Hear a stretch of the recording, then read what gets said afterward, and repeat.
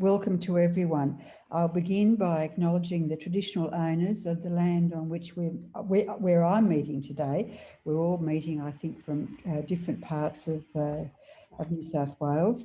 And the traditional owners of the land where I am are the Gadigal people of the Eora Nation, and I would like to pay my respects to elders past, present and emerging. Today we're in for a rare treat. We're going to hear from Dr. Kiera Lindsey, who is an award-winning historian, senior research fellow, and she is conducting an Australian Research Council Discovery Early Career Research Award on speculative biography, which is an emerging area. And we're going to hear about an interesting woman, fascinating woman, Adelaide Ironside, who was born in Sydney to native-born mother and a Scottish father who was an auctioneer. When her parents' marriage ended in 1834, she and her mother went to live just right across from the town's jail, as it was then, where her grandfather was the principal jailer. And in the presentation, Kiera is going to talk about her research and her writing about Adelaide, which has led to a lot of fresh discoveries about women's participation in colonial politics and the influence of new spiritualism during this period. She will reflect on some of the approaches that she's developed about speculative biography, and she will talk about an archive that she has discovered and research, which is both bewitching and bewildering, I should say. And I'd like to ask you all to join me virtually in welcoming Kiera to what is going to be a fabulous talk today. Thank you. Over to you, Kiera. Thanks, Chris. Thanks very much. And thanks, everybody, for coming along on this wet Sydney day. It's a day that's most suitable for the wild and enthusiastic Miss Ironside, I assure you. So I would just like to echo Christine's acknowledgement by just saying that this now everyday act of conscious history making provides us with what I think is an important opportunity to stop and reflect. You know, we've ritualized this as a process of reflecting upon the legacies of the past and also celebrating the fact that Aboriginal people, in my case today, the Gadigal people of the Eora Nation, have not only survived, but continue to thrive in myriad ways. So today I echo Christine by acknowledging the enormous resilience of the Gadigal. I pay my respect to their elders past and present, and I express also my gratitude for this beautiful country and culture that they continue to share with us so generously. So today we've got quite a lot to do, and I'm really excited about it because I'm at the tail end of my DECRA now, so I'm feeling a little clearer about what I am doing and what I'm not doing, and I hope to be able to kind of take us through a bit of a rollicking jaunt through some of that. It's going to be pacey, but I'm quite keen to set some context, to talk to you more about Adelaide, then to sort of tease out some of the methodological inspirations and opportunities and challenges I've had. I'm going to give you a little taste of my writing, and then hopefully we'll get to the point where I'll be able to answer the question of what was the luminous moment that is in the title of my presentation. So let's start with some context, just a little bit about me. I'm particularly interested and have been all my professional life in the relationship between historical truths and literary truths. I think that they both take us into different ways of accessing the past, and I've been interested in how they might sort of sometimes entwine to give us something richer and more dimensioned. So I'm also therefore interested in the kind of interplay between creative practice and historical research that is using imagination to evoke both wonder and curiosity. And I think those two things are great for teaching as well as with communicating general audiences. And that is kind of where the heart of my work is focused. So those of you who may be familiar with my first published book, With the Convict's Daughter, featured here, published by Allen Unwin in 2016. This was, I later discovered, not when I was writing it, a speculative biography, thanks to my future collaborator, my now collaborator, Donnelly Bryan, who heard me talking about it and sort of showed me how these definitions and my practices overlapped. And that sense gave birth to our collaboration, which is underpinned the entirety of my DECRA over the last couple of years. I'm just recently been appointed and elected the Vice President of the History Council of New South Wales, which tells you that my story is my interests are very much in New South Wales at the moment, and in colonial histories, women's histories, Indigenous histories, public histories, and creative histories, a term which has a big ... afterwards, and we might return to if there's time in the questions. So an ARC at DECRA at UTS is what I'm doing. And the project has been entitled Speculative Biography, Historical Craft in the Case of Adelaide Ironside. And that tells you that I've been using Adelaide Ironside to tease out these questions between the relationship, the tension, the interplay between what we might think of as informed imagination and historical research, so that we can represent people from the past in ways that are evocative and perhaps also a little provocative in terms of historical craft. So far, I said I'm coming to the end of my DECRA. I've been publishing quite busily. I have pieces in both literary and history based journals. I have book chapters in public history. I have a forthcoming special issue dedicated to the Statue Wars, which Christine has contributed to, which will come out in the Public History Review in June. Blogs and articles and the conversations about some of my research, a masterclass that I've taken overseas and throughout Australia, and will continue to do so over the coming months and years, I hope, as a way of building collaborations and conversations. And that's now kind of, in a sense, this river has taken me to a wider, broader tributary, which is that Creative Histories project, which I hope will eventually, which will be my next research project. So one of the major things that will come out of my AAC is from my collaboration with Donna Lee Bryan, and that's a book, an edited collection which has case studies, work in progress case studies from a range of different people, including myself, on their experiments in speculative biography. And that will be published by Routledge in 2021. So if today you've tuned in partially because you're very interested in these questions of method, I would strongly recommend looking at this, because it will give you an opportunity to dip into that at different stages of your project to see how other people have wrestled with the kind of questions that I think speculative biography both poses and offers some solutions to. And the other big project that will come out of this DECRA is my book, now under the working title of Wild Love, which will be a speculative biography of Ironside, who I'm describing not just as an artist and Republican, but also as a mystic and medium, because I think this is a neglected part of her, the way we've thought about her in the past. And she has been thought about previously and written about, which I'm going to talk a little bit about. So I'm really interested in these other elements, putting them back into her story. So some of the questions that have been compelling me throughout my project, and well before that, in fact, one is a response to Ian Clendenin's quite famous and well-known quarterly essay from 2006, where she insisted that history and fiction must remain on either side of the ravine. I tend to think about this more as an estuary, where there is already quite an intermingling of those separate waters. In fact, I prefer to think of them as waters than landscapes divided by great gaps.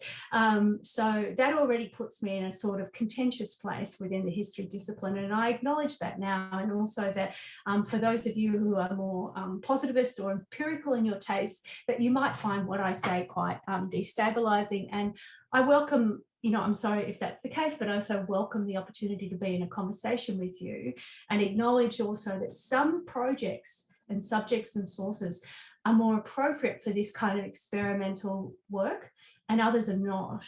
And we can talk about that in a bit more detail.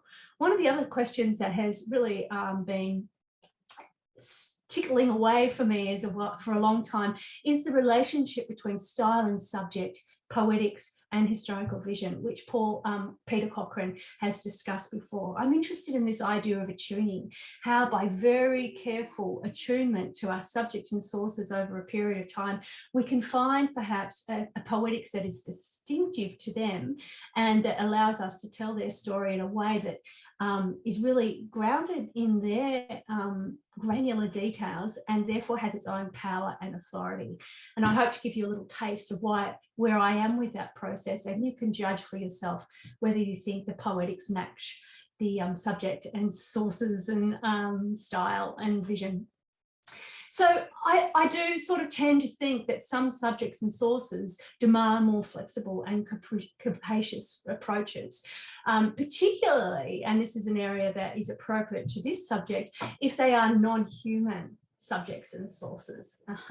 So she's a mystic and medium. She's dealing with this kind of other kind of world, a world that was constantly dismissed by a lot of by many, but not all, of 19th century type of rational scientific thinking. Not entirely, it's a much more complex thing, but let's just say that, you know, the way of thinking and approaches and spiritual interests that Adelaide Ironside had were frequently condemned as irrational and impulsive. And certainly there were contemporary men such as Robert Browning and John Ruskin and Charles Nicholson, the Sydney-sider, who can use that sort of language when describing her because of these interests.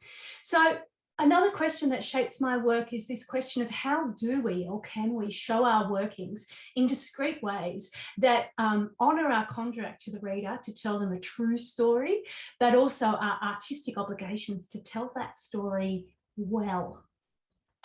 I want to kind of argue in line with Hilary Mantel, who said so in her Wreath lectures when she gave those in 2017, that I believe that our readers are actually quite sophisticated, actually incredibly sophisticated, and are able to read the nuance in the way that we write and to identify and interpret our experiments as not the truth, but a truth. Yeah, so this is the kind of postmodern condition that we find ourselves in, right? So for a long time now, we've been recognizing that there is an interplay between the truth and a truth, or a number of different truths. And those sort of things are alive in my work. So, but there was, you'll be pleased to know, some of you perhaps, that there was also a pretty old-fashioned set of history questions that have been stirring my curiosity for a long time. And that is when I started my work in my master's on Hamilton Hume, I was really struck by the fact that the archives give us a lot of information about the often fervent and febrile patriotism of early native-born men who were sometimes known as cornstalks or currency lads. And that word currency, as many of us know now, was a reference to the local currency that was developed during Lachlan Macquarie's reign that was a cheaper amount than the British sterling pound. And so from that moment on, wealthy British free settlers were known as sterling, and the local born people, many of whom were born to convicts, but not all of them, were known as currency because they were considered to be of lesser value. So the resources, the record shows us quite a lot about that kind of passionate patriotism of people like Daniel Dennehy, William Charles Wentworth, Hamilton Hume, you know, that they're singing the land boys we live in and they're making boasts about how much they love their country. And yet the record is much quieter on the topic of currency lasses. We hear that they were highly desirable. I've done a lot of research into this space, including for the Convict's Daughter. And we hear that they could sometimes be incredibly outre in the way that they would ride bareback with ribbons and pantaloons flying freely, and that they also were remarked upon for their appearances, that they had freckles and sharp chins, and their flat nasal accents were considered highly unattractive by some, even so, typically women, actually, migrant women. There's also Edward Gagan's play, The Currency Lass, which presents such a woman as playful, smart, witty, brilliant. But these are all kind of looking at these women from male perspectives, typically, and almost as fictional characters. And I've been very interested in both The Convict's Daughter and this work to find out more about their actual actions and interior worlds. And that's what I started looking at with The Convict's Daughter, and Adelaide has allowed me to go there in a very different new way.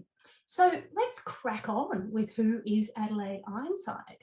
She was, as Christine gave us a bit of a snapshot, born in Prince Street, but she spent much of her early years after her parents' separation living at Redmond Court down the bottom end of George Street, opposite the jail, with her mother's family. She eventually moved to the North Shore, and sometime after that, at the age of 23, she and her mother embarked upon a period of when she went to Europe to train as the first Australian-born artist of either gender to train as an artist overseas. Her dream was to come back to paint Republican paintings on the public buildings of Sydney that celebrated the future history of our country, and to also fresco Sydney University. She became well known before she left for two events associated first with a collection of 43 wildflower watercolour illustrations, which she won prizes for when she exhibited them at the Australian Museum in that collection that then went off to Paris. The pieces were chosen for that purpose, and hers were chosen, and off she went. She won another award while she was there, and thereafter called herself the Flower of Australia, or the Australian Flower. So she really identified with that collection. Just before she left, a week or so, in fact, Adelaide had developed this banner for the New South Wales Voluntary Corps, who were developed in response to colonial anxieties about the Crimean War and a threat of a Russian invasion.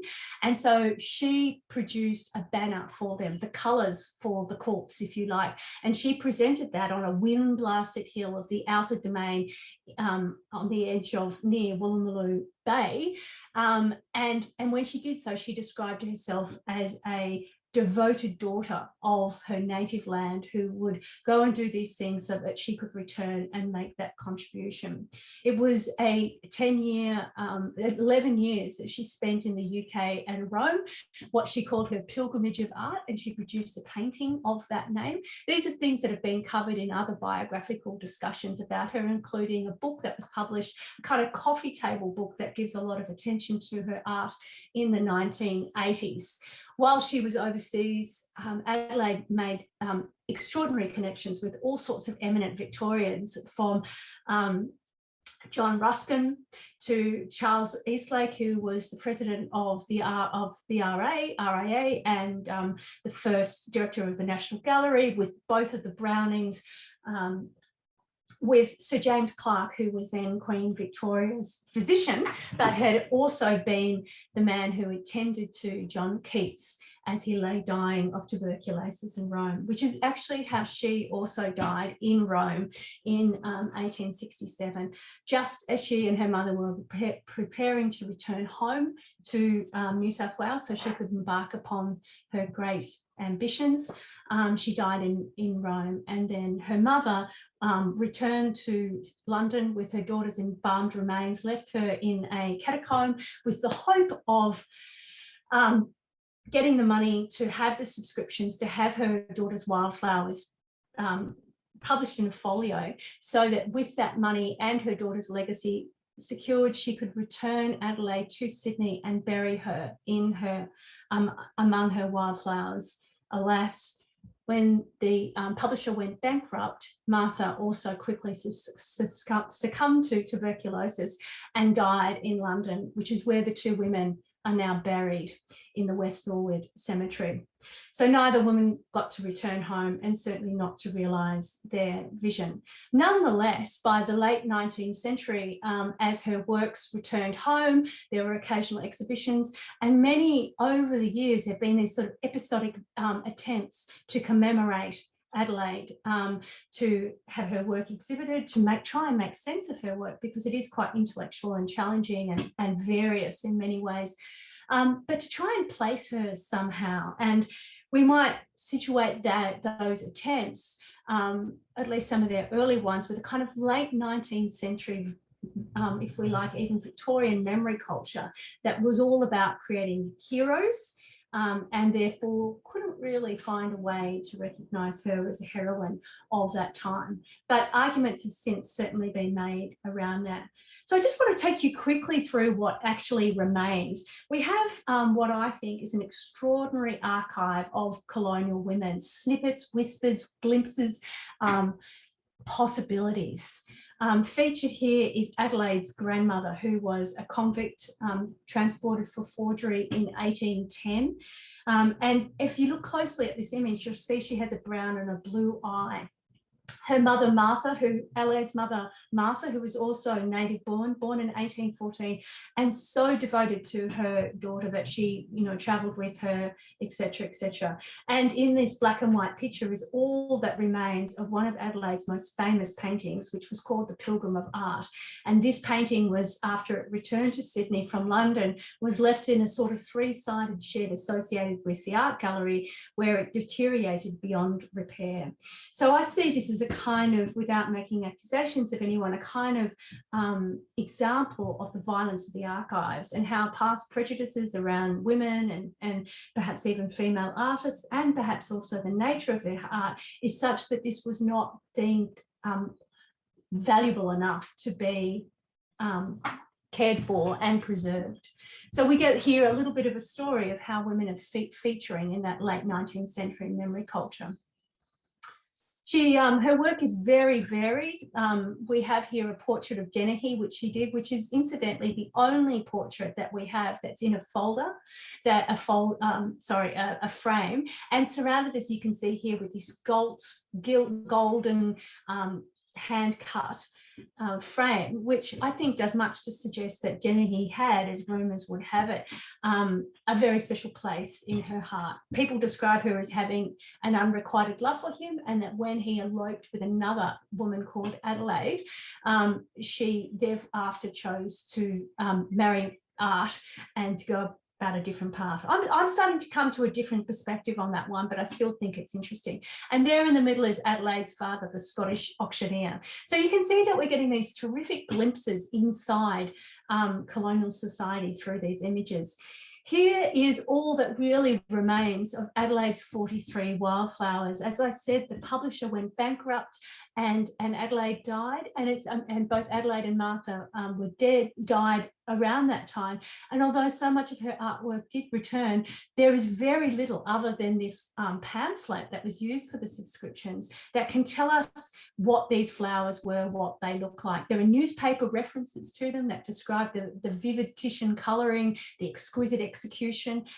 This may or may not be one of those original wildflowers that she drew, but we do have this terrific list, and I'm using this list to create, to drive the chapters. So each chapter in my book refers to one or several flowers and uses them in a sort of way that refers to Victorian floriography as stories and symbols that drive the narrative forward, or that tell us something about the characters and events therein. So I guess you could say that I'm trying to represent the wildflowers that have been lost and scattered to the winds. We also get these opportunities, as I've said before, to see a number of colonial women. Here is Laura Wentworth depicted while she was staying in Rome with her family and spending time with the Ironsides. And I just love this one unfinished work by Ironside of the boy with the turban, which just hints at some of the diversity of subjects that were studied at this time. This is her most famous work. It still hangs in the Art Gallery of New South Wales. And what's I think is probably most interesting about this are two things. First, she depicted both the figure of Christ and the bridegroom according to the profile of Garibaldi, who was one of her Republican heroes.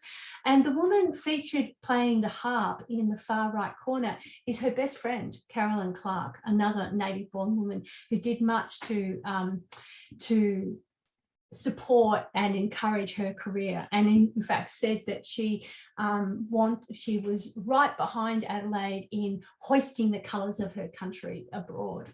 So again, we're starting to get these tastes to that question that I asked myself a long time ago about how do native-born women of this era, what did they think and feel about those questions about their country? What I find, however, very interesting and something that hasn't got any real attention before are these little tantalising clues that we have to Adelaide's spiritual interests. Featured on the right side here are two sketches that look like they may have been done in a trance while she was staring into the crystals. And I know that this is very, very possible because a man called Seymour Kirkup, who was a well-known spiritualist in Florence, wrote to Seven Kirkup, who Joseph Seven, who was the man who held Keats in his arm when Keats was dying in Rome. These two were old friends who had grown up with Keats and were in their 60s around the time that they both met Miss Ironside in Italy. And Kirkup talked of how he truly admired Adelaide's spiritual drawings of the imagination, which she had done for him while staring into one of his crystals.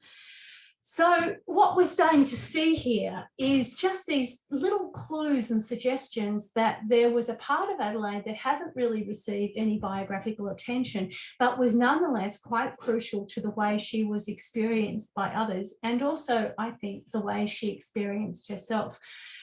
For example, when no one has really taken the time to do a careful analysis of her poetry, and she published well over 20 poems in the People's Advocates. Many of these were passionate and patriotic. One was called Australia and was published over stanzas were published over several months starting in 1853. But many of her poems also talk about closed-lidded spirit eyes, of the internal fires that grew within, that burnt within, of the soul words of her soul, and how they gushed forth strong, passionate, and deep with what she called her wild and passion zeal. So she was always talking about these kind of spiritual visions that came wildly from the heart, and a belief that Australia could be the future nucleus of the world if it embraced its truly radical and republican possibilities. So none of this gets any real attention, and yet it seems to me to animate everything that was important to the way that Adelaide saw the world. And I love this painting here, in fact, on the left, which has a kind of Keatsian figure lying perhaps in sleep or perhaps on the brink of life or death, with these two angelic spirit figures hovering above the figure, very suggestive of the sort of ideas, and perhaps even has a little bit of a taste of someone like Henry Fuseli, who inspired other colonial painters such as Thomas Griffith Wainwright at this time. So what else do we have? We have quite a lot of letters, etc., in official holdings and in private holdings. Over 100 letters of these are from eminent Victorians.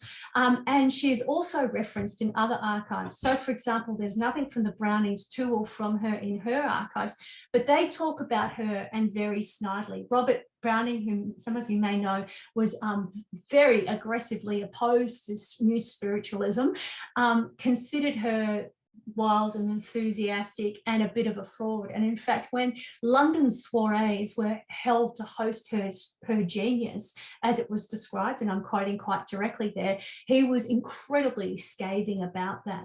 So there are a number of reasons why I think Robert Browning chose to take that position, one of which is that Elizabeth Barrett Browning sought out Izzy for some of her seances and crystal readings, and he didn't like that. So we have these kind of references elsewhere. But in fact, when it comes to Adelaide's own voice, other than that poetry, we only have 15 letters from her. And most of those are to John Dunmore Lang, although some have been also written to Caroline Clark, and they're very intimate. We have that Common Day book, which I showed you before, with the spiritual images in it. And we have a lot of coverage about Adelaide. This was a woman who got herself out into the public sphere and was not afraid to be backwards about being forwards at a time when perhaps we have assumed that women were so discouraged from the public sphere that they just kept out of it. Well, I think she contradicts, she challenges, she complicates that. There's also an extensive obituary that was written about her in the London Athenaeum, which was the most prestigious literary journal of the period, and that was syndicated to well over 20 UK newspapers and then published back here extensively across the colonies as well. So we're starting to get a sense that this is a woman who got herself out there, but also her early death of tuberculosis before she could achieve her whole potential and vision was something that played quite beautifully. It struck a chord with those 19th century tastes for the consumptive heroine and genius. Okay, so another one of those sources that I found during my research was this petition, which I think we can now describe as the first petition that was signed exclusively by women in Australia. And in this case, these women are petitioning Queen Victoria directly at the height of the anti-transportation movement in September 1850. And although this letter has been instigated by Eleanor Stevens, who was the second wife of Sir Alfred Stevens, the Chief Justice of the period, it garnered support and signatures from all sorts of women, over 9,000 women in Sydney alone. And I've done a sort of number crunching exercise of that based on the ABS records. And I can tell you that that is more than 2/3 of Sydney women at the time. And it goes across class, it goes across education, it includes both convict and native born, wealthy and not so wealthy, and illiterate as well. So in these records, there are crosses instead of names. And this document was in fact initiated by Henry Parkes because he was then kind of really growing in prominence as a politician, and he recognised that the female voice would add further respectability and clinch the deal for the end of transportation and ratifying legally the colony as a place that would be hence more free. So although transportation had actually finished in 1840, there was this kind of back and forward that happened throughout the late 1840s in particular, where British authorities were trying to resume transportation, and colonists felt very agitated about this for a host of reasons that scholars such as Babette Smith are writing about very well, I think. It's quite a complicated picture. It's not simply a case that transportation was wrong, blah, blah, blah. There's a lot of implications on this. But what we see here are women, at one stage being used because of their respectability, but also women taking advantage of this to assert themselves, to refine their desires, to make a statement about what they believe, and to find some solidarity in that. And in fact, when this petition was brought before the and tabled in the New South Wales Parliament, Wentworth was up on his feet laughing about the fact that, you know, these sister politicians were responding to the spirit of Mary Wollstonecraft, and it wouldn't take long before they would rise up with such vehemency and passion that men wouldn't have their dinners cooked or their shirts sewed and ironed for them anymore. So, you know, Wentworth himself kind of saw this for what it was in terms of its potential significance as a document that reminds us that colonial women could in fact be quite energetic about their passion and commitment to their politics. And if you look really carefully, you can see that there are Martha and Adelaide's signatures. So I was very interested to find this because I wanted to keep, one of the questions that had been posed to me early on was that Adelaide was too much of an exception to be representative of other colonial women. And I think these signatures situated here among more than 9,000 other signatures, 2/3 of the female population of Sydney, tell us otherwise very clearly. I'm racing through this, but there is a lot I want to talk about, but I feel like I need to kind of give you the granular data. The other thing that Adelaide did just a couple of weeks before she left was she presented a banner that is the colours to the corpse, to the volunteers' corpse. I think I mentioned this before. Now, that banner, like the Pilgrim of Art painting, has completely disappeared. All we have is this image that shows what the font would have been like for the stitching of the words that she used on it, and some images from that time. But it gives you a sense of how it must have been when she stood up on a hill, a wind-blasted hill of the Outer Domain in June. It was apparently a terrible weather day, and she made this declaration as a devoted daughter of Australia. Now, at this stage, Adelaide, since the age of 14, Adelaide had started calling herself Izzy, which stands from the initials for her name. She added Scott to her name, and so her name became Adelaide Eliza Scott Ironside, and she used those initials to call herself henceforth Izzy, and she painted, she stitched that name into that banner, and it flew for a very long time as the colours for the corpse, and was imitated. The gesture that she made was imitated by other colonial women in other voluntary troops throughout Australia. Just a little taste of how masculine that culture was among the voluntary troops, and shows us how courageous it was for her to stand up before more than 100 of those men on that hill as they paraded for the specific occasion of receiving her colours, and she made that declaration. There is also this fabulous regalia associated with it. Her ticket to exhibiting at the International Exhibition in 1862. These spoons, these silver spoons, have initials on them. And that tells me, I found out from triangulating a lot of research, that they were, that her grandfather's family, her grandfather was a First Fleet Marine who sailed with Watkin Tench, and who then became much later the town jailer. And the fact that these spoons are initialed with the Redmond signature tells us that that family kept the tradition of, it was a Scottish tradition specific to Edinburgh, of having buying a set of silver spoons and then having them engraved a week before a wedding, at their wedding, as a way of taking those into the family, into their new family. So that helped me ground, you know, working with these regalias and triangulating them all together allowed me to really get intimate about her family background, and to make my speculative observations firmer. But as Hilary Mantel reminds us, facts are strong, but they are not stable. Soon you'll find your sources are riddled with contradictions, which I certainly did. But those contradictions, she says, can be fertile, for they help you locate the areas of doubt, and that's where you go to work. For, like Mantel, my objective is to put the reader in the moment, even if that moment's 500 years ago. Not so for me. The techniques, but no tricks. You can only do it through honest negotiation with the facts and the power of what she calls, and others have called sense, and in fact, Natalie Zeman Davis first called, the power of the informed imagination. So that's where my work is coming from. So let's go into that a little bit more, and then I'll finish off by reading you some material.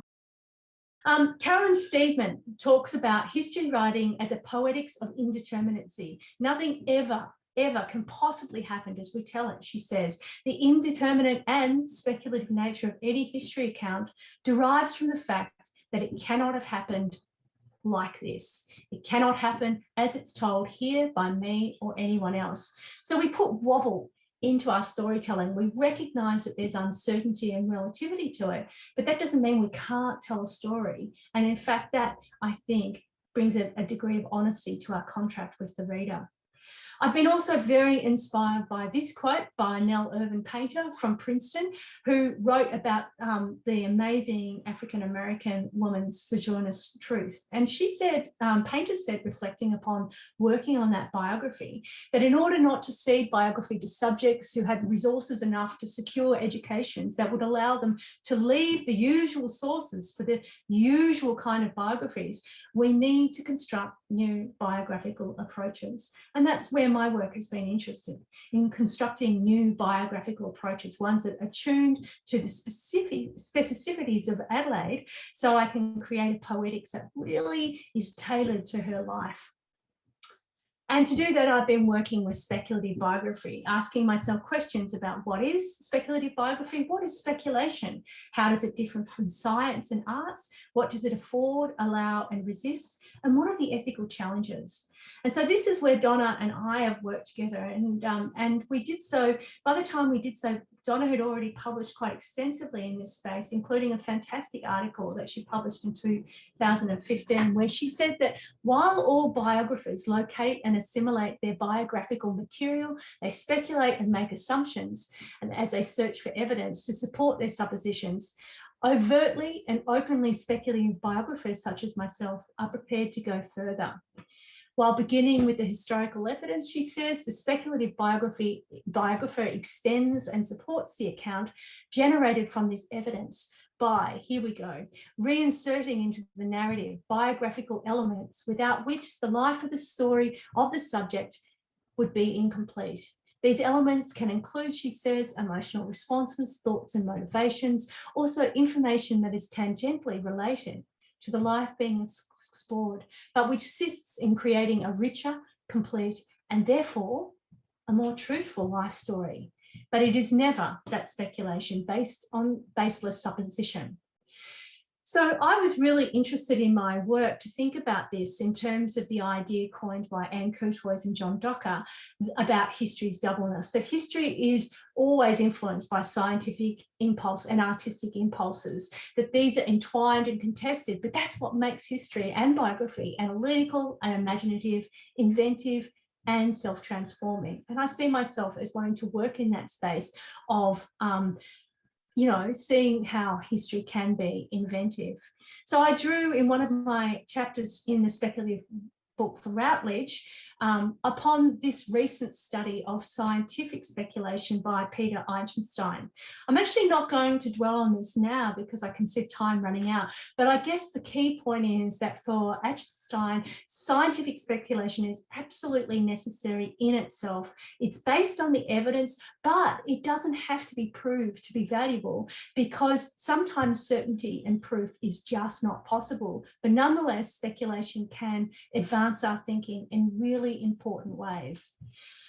When I've been thinking about this, I've also been thinking about the fact that the etymology for the word speculation comes in fact from the ancient craft of people reflecting on their speculums or magic mirrors, which is what the man here, John Dee, did for Elizabeth I, Queen Elizabeth I. So they actually, the act of speculation was to look into a specular or a magic mirror and to try and discern something that could not be easily discerned. And that seems to me to describe pretty much how I've been working with Adelaide and her archives and the past. To do that, however, I've also been really inspired by this set of articles that were published by a group of historians on the unbelieved and historians. And they argued quite recently that in fact history has still some pretty dodgy blind spots because of its origins as a modernist and materialist and secular European project that has a kind of unquestioned dogmatic skepticism sometimes that seeks to ignore or explain away the past beliefs and practices of other people. They argue that this kind of emphatic rationalism and dogmatic secularism in fact shortchanges the past. It means there's so much stuff that we're not allowed to look at and think about, and in so doing it shortchanges the present. So how can we start to think about the fact that mystery and magic has shaped the world and has shaped the lives of people like Adelaide? Well, that's something that I've been doing in this project.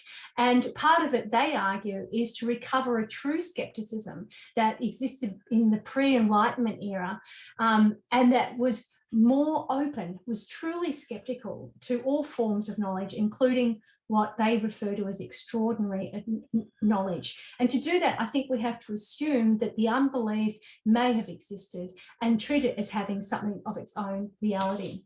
So I'm going to move through these brief comments and just say that as I started to think about my work a little bit more, I then took on these ideas by Anna Havich of the fact that my work would be factually informed but imaginatively conceived, as she said, and that I would be seeking to write something that was history that tasted like fiction, where I signalled my imaginative approaches by drawing upon fictional figures and voices of the age, and that I would show my workings in prologues and afterwards and in notes.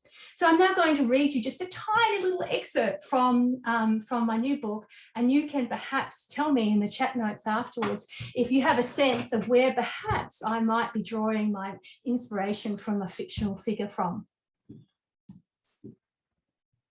I am Izzy. When I was 14, I surveyed my immediate surroundings and observed so many earnest Adelaides and simpering Adas that I determined then and there to distinguish myself. Already I sensed my destiny, you see, and knowing that a name is of no small import, I required mine to align with my beckoning future. And so I took the surname of my friend Marie, who had done so much to encourage my ambitions. Scott was a good, strong name, I thought, and recalled the great novelist who enthralled us with his wild landscapes. And there was my grandfather too, with his set of engraved Edinburgh spoons and all those stories. It seemed fitting to acknowledge him, given that he was, as he often reminded us, one of the very first to set his boots upon these shores. And so where I had previously been yet another Ada or in Miss Rennie's schoolroom, listed on the teacher's roll as Miss Adelaide Ironside, I henceforth became my own creation from each initial of my new name and alive to whatever possibilities I dared to imagine for myself. I'm going to stop. I had actually a bit more to read, but I'm going to stop because I can see we're running out of time.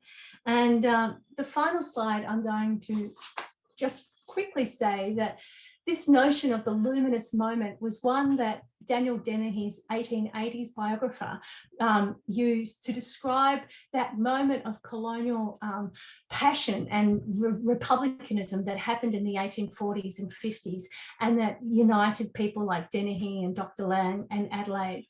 But I like to think that that luminous moment is a phrase that refers not only to the Sydney context, to the age of revolutions and the social reforms that happened in the 1840s and 50s, not only to the new spiritualism, but also to Adelaide's desire to elevate her sex, as she said, and to hoist the colours of her dear old country.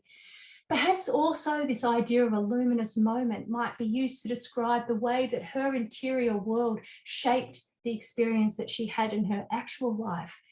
And for me, I would also claim that this luminous moment is what I've experienced as I've been working with her archive and interior world, and that it has in turn ignited and illuminated my own. Thank you. Thank you, Kiera, and that was brilliant. All right, so first one, you have mentioned Hilary Mantel, but where is the line between speculative history and the traditional historical novel by authors like Sharon Perlman? Speculative history is not a term that I'm familiar with, so I'll step aside from speculative history. My work has been in speculative biography. Look, I think that's a great question. I think that's is that Rosemary Semple? I think I might know you.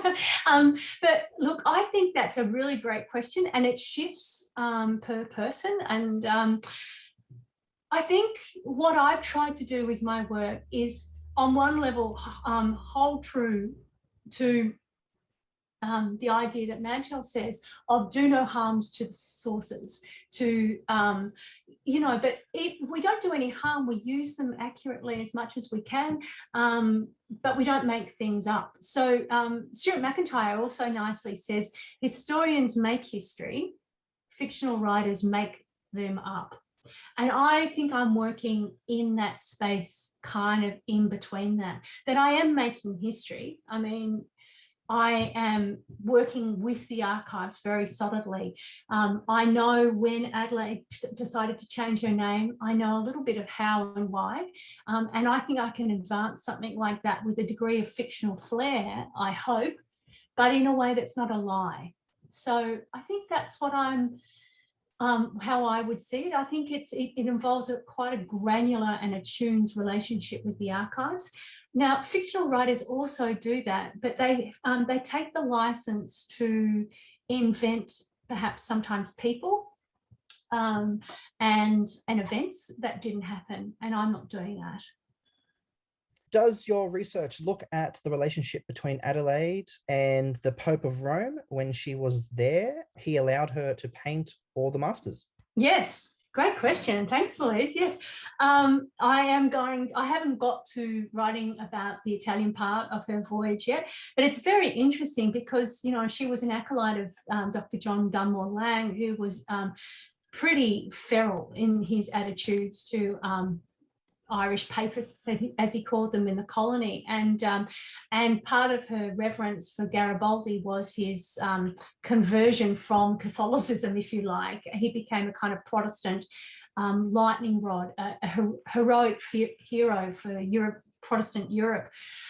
And she certainly had those attitudes. And yet, as you rightly note, Louise, she managed to earn favours with Pope Pio the Ninth, who had gone from being a quite liberal priest to, after a revolution in the 1840s, to cracking down and becoming extremely calcified and conservative. So how was it that she met him, that she earned his favour, that he allowed her apparently to hang in a hammock and paint the Sistine Chapel?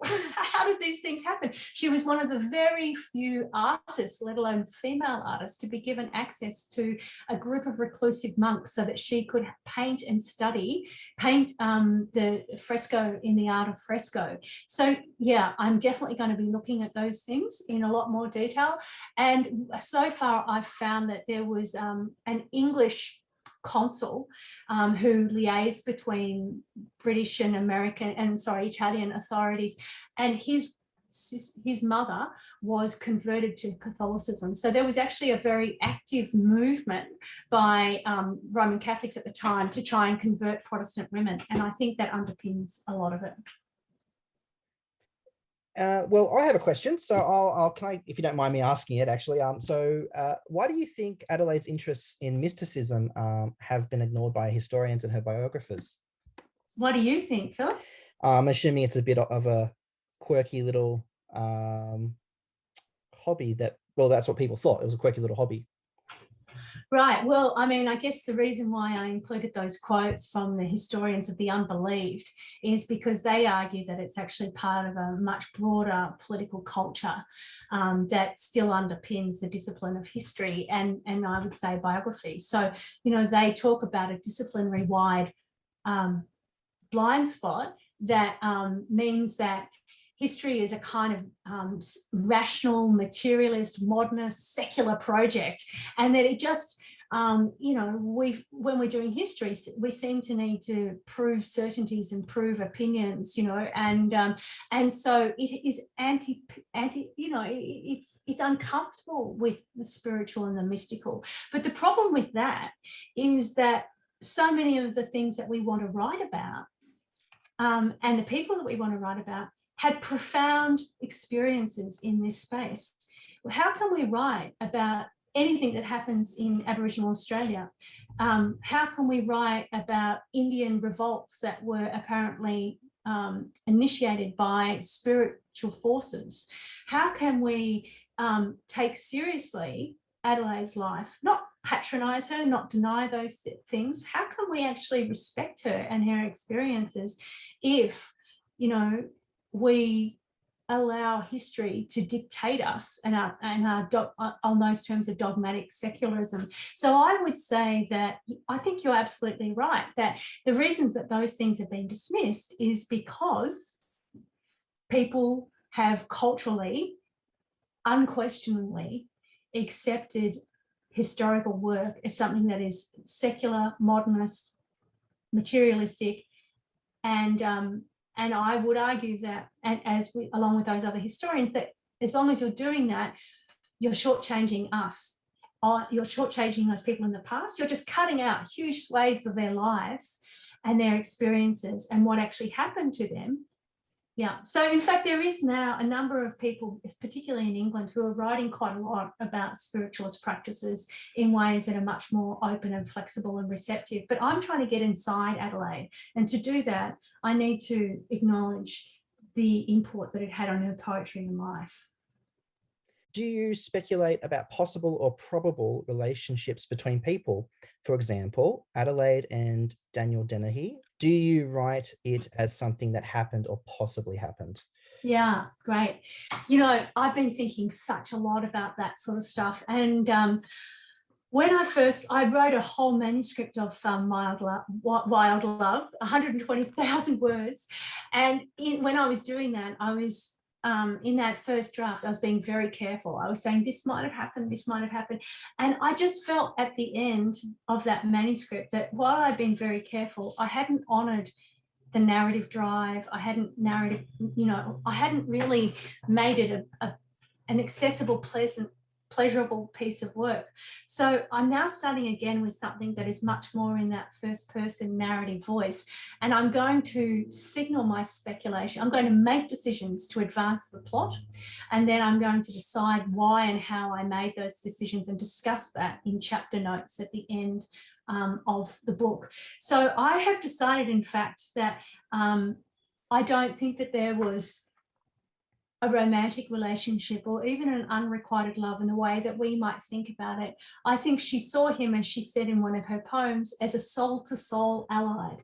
And I understand that from having done a lot of contextual work about relationships between other people in the 19th century. So, for example, if we look at the relationship between Rossetti, Daniel Gabriel Rossetti from the Pre-Raphaelites, and Lizzie Siddell, his first wife, many people are now arguing that that relationship may have been entirely unconsummated.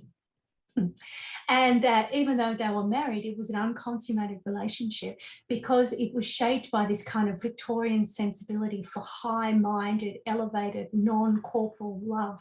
And I think, in all likelihood, Adelaide's attitude to Dennehy was that she deeply admired him. She saw him as a spiritual soulmate, but I don't think she actually ever really had romantic feelings for him in the way that we have come to shrink that term romance. So to answer that question, I guess what I'm trying to do is to say I've been wrestling this a long time, and the answer lies not just in our thinking, but trying to get ourselves to inhabit the intellectual, social, emotional landscape of those people from the past to create something more complicated.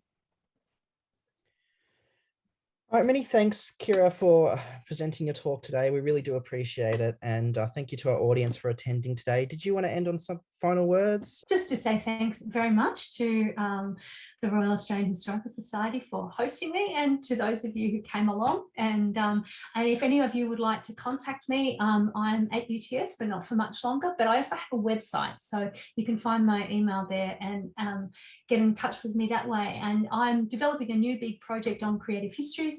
So if that sounds like something that might tickle your fancy, make contact with me. Also, my surname is actually spelled Lindsey with an E, not an A. So if you're looking for me and you can't find me, try it with an E. Thanks, Philip. Thanks very much.